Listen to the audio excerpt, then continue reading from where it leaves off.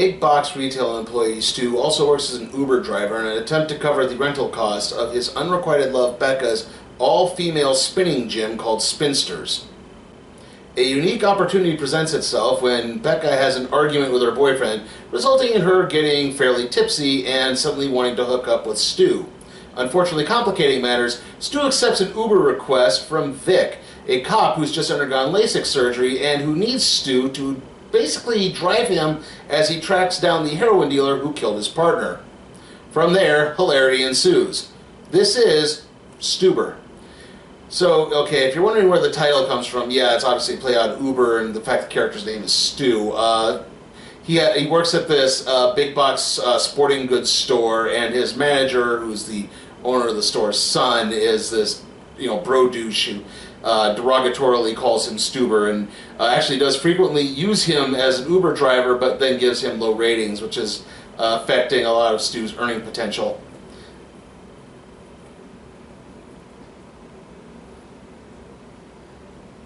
The cat wasn't interested, apparently. Anyway, I did really like this movie. Vic's backstory, I guess I should get into that too. Like I said, Vic is trying to avenge his partner's death. Vic is Dave Bautista's character, and his partner was actually played by Karen Gillan. His partner was named Norris, and the opening bit of the film is 6 months before the film takes place, and they are tracking down this heroin dealer named Taysho, who's offered to basically turn informant, but it's all a trap to trick them into getting shut into this. It tricks them into the shootout. Norris goes after Taysho, but gets shot in the process. I guess that's really all that happens. And then the fact is, Vic is turning 50.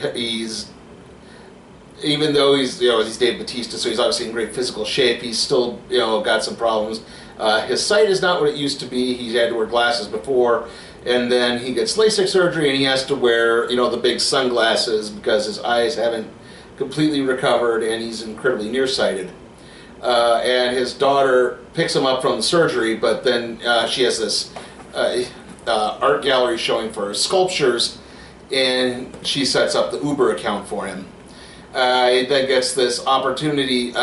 We jumped ahead 6 months at this point, and Vic gets this call, and it's from someone saying, "I know where Taysho's making this drop," and Vic had just found out that his case was being passed up to the feds, and so he wants the opportunity to take Taysho down before that happens.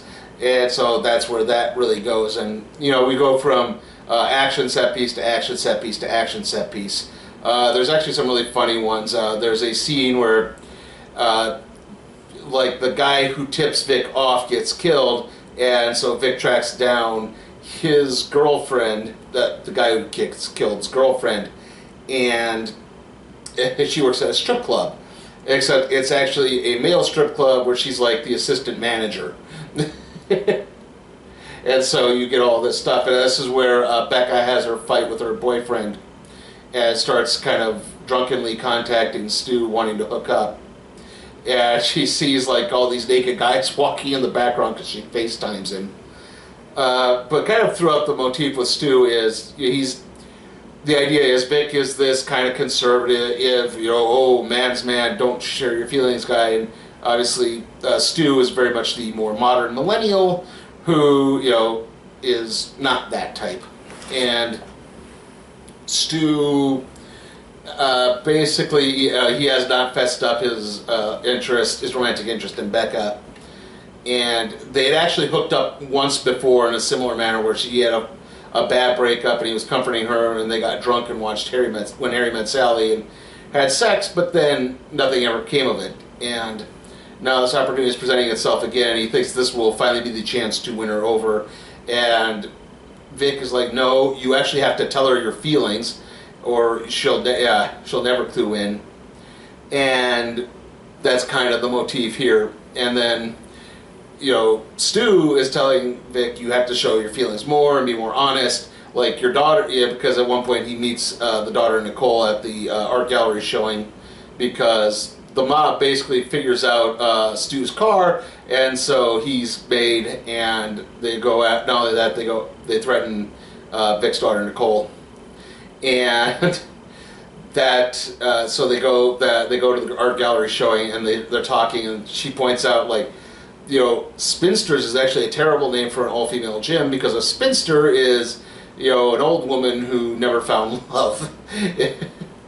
So, and even she sort of says, like, but she's, even though she's a little bit more like Stu to an extent, she also points out again, you need to be honest with this woman if you're going to, be, you know, a couple. You know, you can't just wait for her to come around. And from there, so that's that motif. Another point too, there's a bit where they've come across a pit bull who the guys who are trying to hide their heroin fed all their heroin packets to. So they take them to this vet, and the mob tracks them down. Basically, the cartel tracks them down, and the shootout breaks out in the vet's office. And none of the other animals get shot somehow, even though you have like 4 hitmen shooting at 2 guys, one of whom is incredibly nearsighted and couldn't hit the broadside of a barn. So, yeah, we get kind of a funny bit with that.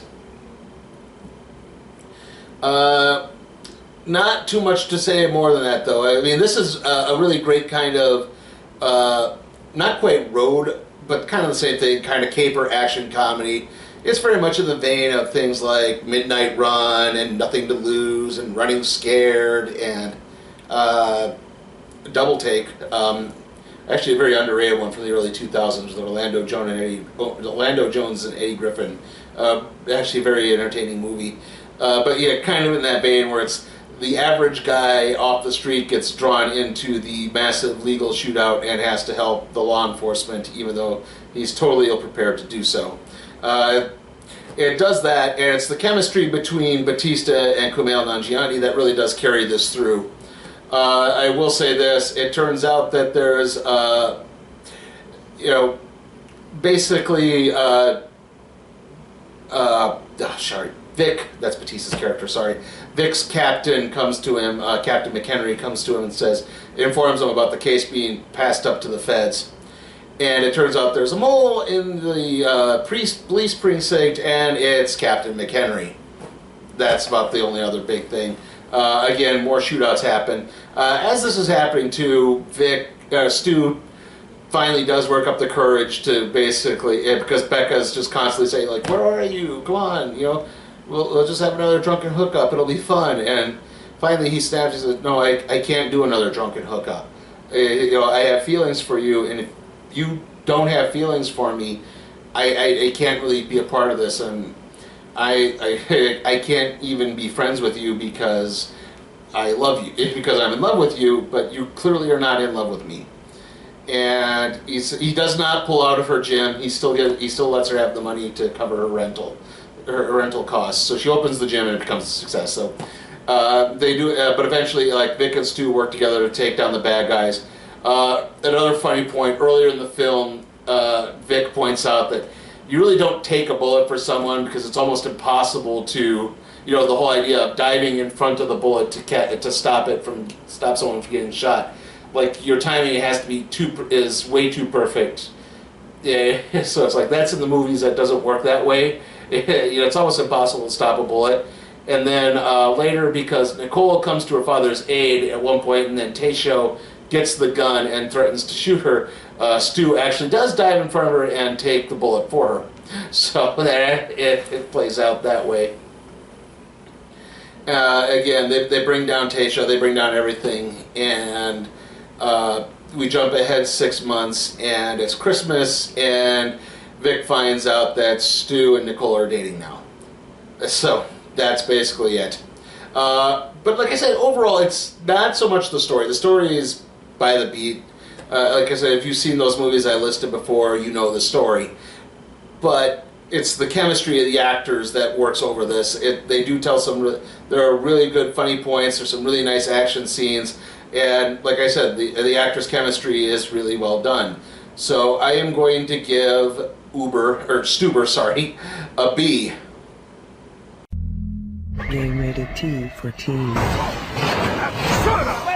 Yeah, I'm here for my license. Get behind that yellow line! Yeah, I know. License, please. You better get out of my face! You ain't gonna get your punk license Yeah, back! I Look what I know. got on you! You drive through the mall, the subway, city line, you like a direct That was some big air. What's your problem? Hey, that's what I get paid for. I made some serious cake that day. Crazy Taxi on Sega Dreamcast. It's Thank Okay, trailer time, and yes, this time we actually had trailers. I went to a different theater, as I said, yeah, in the last review. Nothing really new. We had one new movie, and other than that, it's pretty much the same thing throughout our ones we've had before. Our new movie is the first one, 47 Meters Down, Uncaged. I guess people like the first 47 Meters Down. I don't think I ever saw it, so can't really say anything. I mean, it's a shark movie. Angel Has Fallen, My Spy, a family movie before an R-rated film. Okay. I mean, I know Dave Bautista's in it, but still. The Kitchen, that's the movie based on the Vertigo comic that it's about mob wives who form basically their own mob.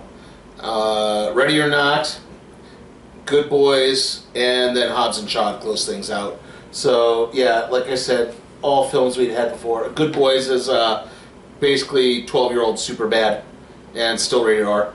So, yeah. I gotta admit, this trailer looked funnier than the other one. I don't know if it was really that different, but other than that, yeah, I can't really say too much. So, next video is going to be the random trade review on a Kirby Genesis Volume 1. I'm going to spend most of tonight editing that and getting that ready, so hopefully it can be put up on Sunday. And then after that, it's going to be the Extreme Rules 2019 recap and review. Next movie is going to be Lion King. See you all next time.